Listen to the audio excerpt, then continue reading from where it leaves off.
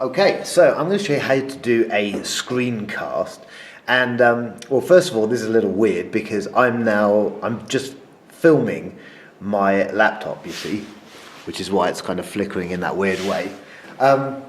It's a long story. Basically, this was the easiest way to get the job done, so I went with it. So let's not beat around the bush too much. Let's go straight into what we're trying to do, which is to record everything that's on the screen and possibly even with your little webcam. So the software that I've grown to really like is this one. This is called Screencast-O-Matic. Partly I like it just because of the name. So if you go to screencast-o-matic.com, it'll take you to the home page, and if you look here, right where we're looking here, it says download and install. It's not there. Just click something. There we go. Download and install. Okay, so that's what you want to do if you haven't already got it, because that's going to install it on your computer. So ignore all of this stuff. So pause the video if you need to do that. I'll assume that you've done it. So pause now if need be. So I've got it installed, so I'm just going to go to my start menu and I'm going to run it by searching for it there. I just typed in the first couple of letters. I'm using Windows 8, of course. This will work in all kinds of platforms, including on your Macs. So there it is. I'm going to just use a free recorder. The Pro one is like $15 a year if you want to pay out that. Probably worth it, but you know, I'm all for getting things for free. And there we are, and there's me, and there's the camera that we're filming with. So what we're looking at here is, in these settings, at the moment I'm using both. Now personally I prefer to have this little thing in the corner here. I just think it looks looks more sort of personable, if you know what I mean, when you can actually see the teacher and I'm talking to you, and you know, you'll become accustomed to this eventually, remembering that you know that you're talking to that little webcam there. It's the technique. So you'll if you like it, then you'll get into it. If you don't like it, then just turn it off and just record your screen only. Okay, but yeah, partly because it just looks kind of cool, and with filming it and everything, we're going to do it. So the other thing is down here, the size. I always go full screen. Now you can choose to have a specific part of the screen that you're recording, but for everything that I tend to need to do, I'm just going to go full screen. Over here is the audio, so you can see the mic is picking up what I'm doing here. Now it's not picking up very strongly because I'm sort of a bit further away, but if I was to move closer, you can see it's going to, hello, yeah, well, there we go. Not very well proven, but it does move a little bit more. Sometimes what I do is I use my headphones here,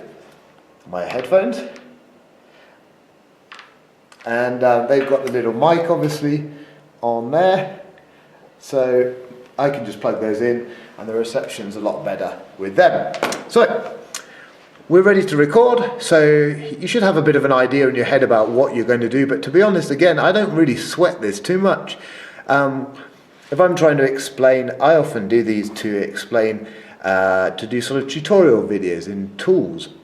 So I have it in my head, the outcome that I want to be able to do, but then pretty much I sort of do these freestyle, and then if they don't work, I just stop and I do it again.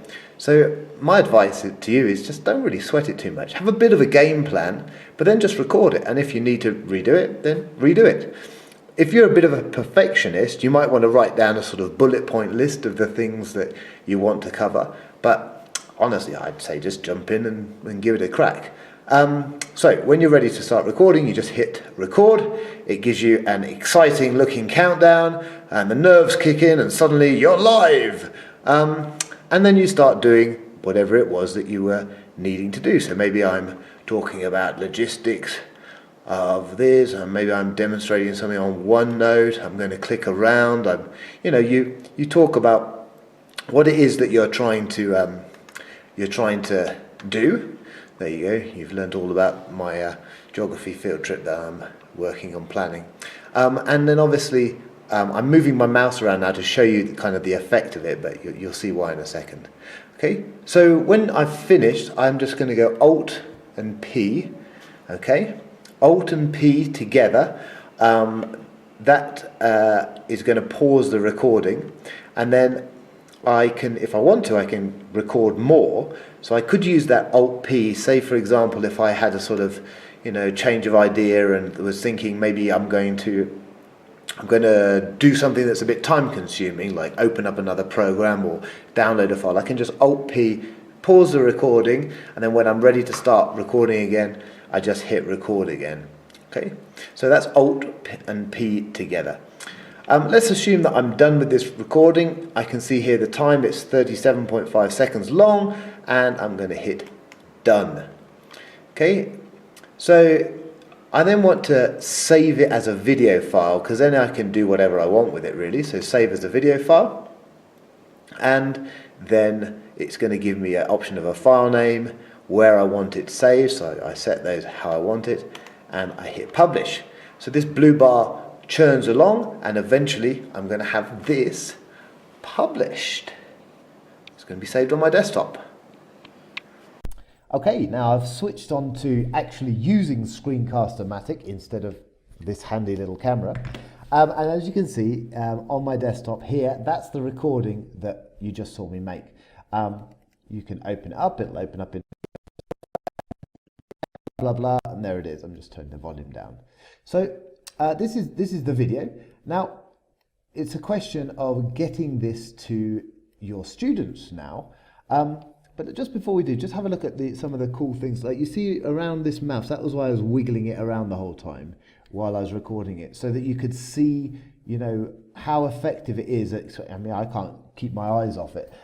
It really is effective at drawing the viewer's attention to what you're trying to do. So do remember that wherever you move your mouse, you're going to have the mouse pointer and this massive yellow circle around it. So it's a really effective way to sort of draw their attention over to that. Okay, so we're now faced with this challenge of getting this recording, the snappily named recording #30, up onto the web and in front of our students' eyes. So first things first, maybe we should rename it to Useful Screencast. How about that? So I need to get that uploaded. In order to do that, I'm going to have a place to put it. Now there's a bunch of different places that you can put your videos. Some of you may have LMSs in your school that offer that service. In our school, on Final Site, you can store video on the Final Site on your group space. In Moodle, you'll be able to do that in some schools. Depends how your setup is. But that's not what this institute is generally about, this workshop. We're talking about free things, and the biggest free thing is obviously Google.